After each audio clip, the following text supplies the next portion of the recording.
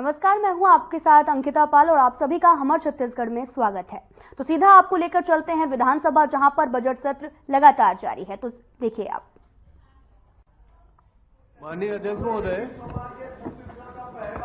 ठीक है महाराज। प्रशासनिक अधिकारी प्रशासनिक क्षेत्र में काम करते करते जन सेवा में आकर के आज छत्तीसगढ़ की कल्याणकारी योजनाओं का बजट। बिल्कुल देखेंगे आप लोग क्या कर रहे हैं, देखेंगे।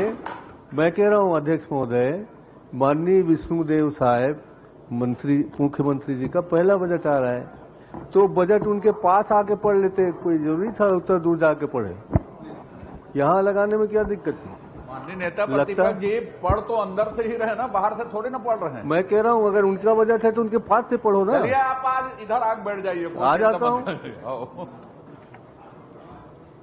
वित्तीय वर्ष 24-25 के आय व्यय का उपस्थापन श्री O.P. चौधरी।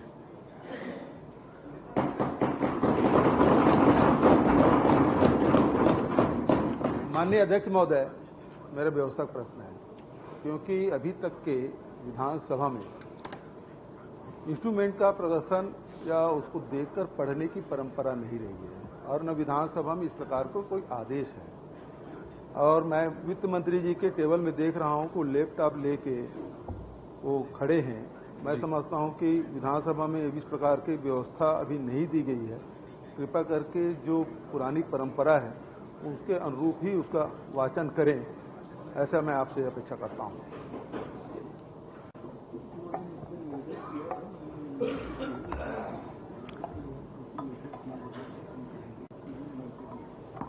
माननीय अध्यक्ष महोदय, इंस्ट्रूमेंट के प्रदर्शन पर रोक है, उसको देखकर पढ़ने पर रोक नहीं है।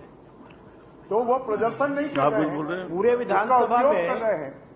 और वैसे भी विधानसभा को पेपरलेस की ओर हम लोग बढ़ रहे हैं की ओर हम बढ़ रहे हैं और आधुनिक टेक्नोलॉजी का उपयोग करने का माननीय अध्यक्ष महोदय जब अध्यक्ष थे, क्योंकि अभी तक तो हम लोगों ने जो क्वेश्चन है ऑनलाइन लगाना शुरू किया, तो उसमें और यदि पूरे पढ़ सकते हैं ऐसी व्यवस्था से लेकिन इस प्रकार की तो व्यवस्था आने वाले नहीं है। समय में मैं समझता हूँ जो अभी ठीक है वो, और हम तो सब पेपरलेस की ओर बढ़ रहे हैं। आप वो पुराने ढर्रे में फिर जा रहे हैं। कहा कि नरवा गरुआ गुरुआ बारी फिर आ गए आप। पूरा दुनिया आप देखो क्या हो रहा है। अब फिर नरवा गुरुआ बारी में आ गए।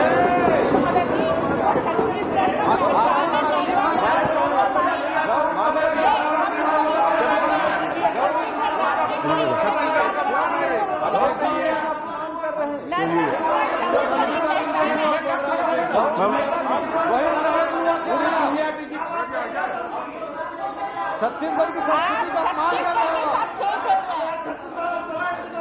छत्तीसगढ़ की संस्कृति का अपमान हो रहा है। क्या अध्यक्ष जी? धर्म जी बैठिए प्लीज। आपने सही नहीं कहा, गोबर खरीदी भी ऑनलाइन होती थी।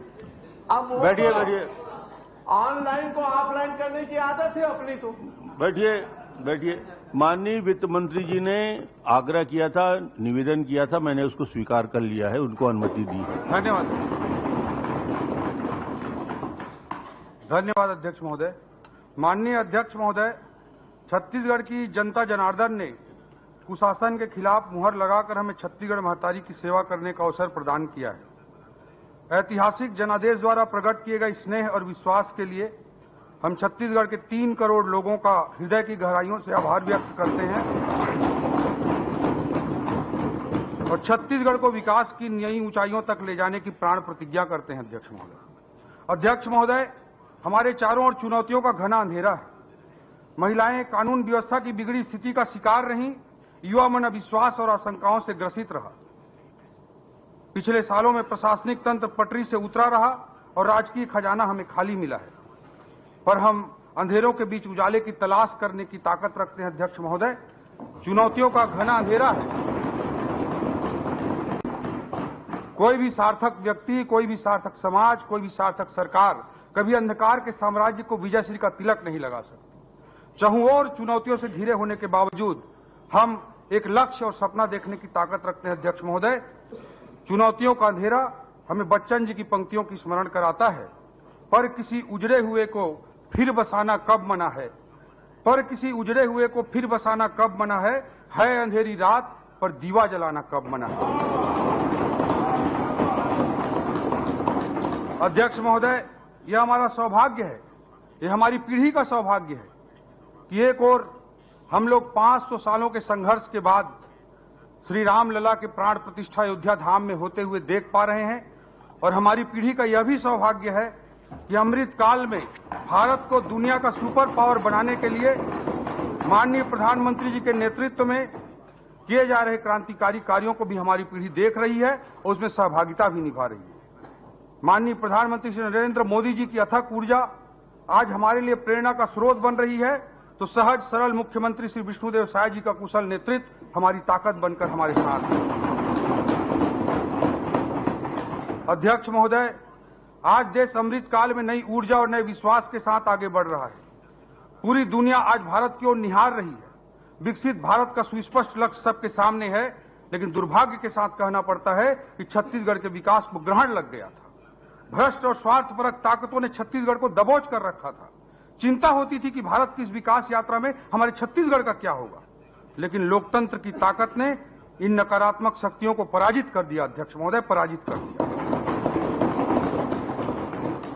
अध्यक्ष महोदय, छत्तीसगढ़ की जनता की उंगलियों पर लगी स्याही ने छत्तीसगढ़ की विकास यात्रा के नए रास्ते खोल दिए हैं। विकास यात्रा का कृष्ण पक्ष समाप्त हो चुका है अध्यक्ष महोदय, शुक्ल पक्ष प्रारंभ हो चुका है।